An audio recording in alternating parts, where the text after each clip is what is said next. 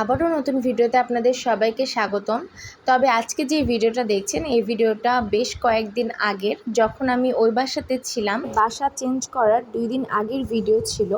তো যেহেতু বাসা চেঞ্জ করব সেহেতু ভাবলাম যে বোনরা কাছে আছে, বোনদেরকে একটু ডেকে নিই, আর আজকে একটু কিছু খাওয়া দাওয়া করা হবে আর গল্প করা হবে।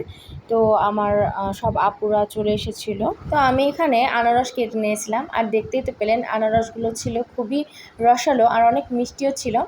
তো এই যে এখানে আমি মুরগির কিছু ব্রেস্টের পিস রেখে দিয়েছিলাম ফ্রিজে, তো ওটা ভিজিয়ে দিয়েছিলাম। ভাবলাম আজকে ক্রিসপি চিকেন স্টিক বানাবো।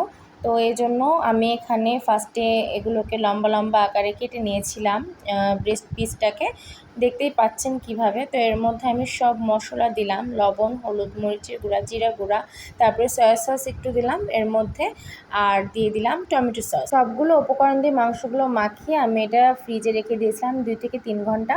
তারপরে এই যে পরে এগুলো আমি আর একটু চিকন করে কেটে নিয়েছিলাম, যেহেতু এটা স্টিক, চিকন করে যত কাটবো তত ভিতরে মশলা যাবে।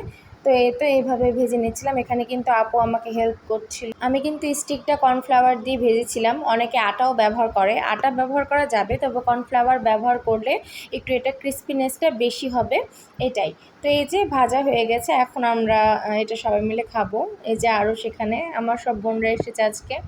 আজকে আমরা ভালোই মজা করেছি, অনেক আনন্দ করছিলাম। আর এই যে একটু নুডলসও বানিয়ে নিয়েছিলাম। আমরা আসলে একটু ঝাল ঝাল খাবারই সবাই পছন্দ করি, মিষ্টি জাতীয় খাবার একটু মানে পছন্দ সেরকম করি না।